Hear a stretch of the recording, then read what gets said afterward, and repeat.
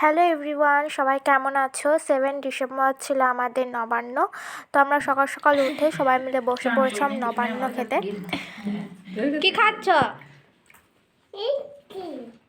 মিথ্যে শুধু খেও না, লবণটা খাও। দিদি আমার আর বাবুটা মাখিয়ে দিয়েছিল, আর বাবু নিজের হাতে নবান্ন খাচ্ছিল।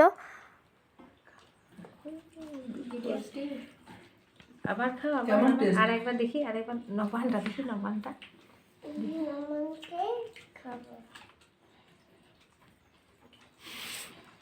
খাও খাও খাও। খেতে জানে না। হ্যাঁ হ্যাঁ, বাহ।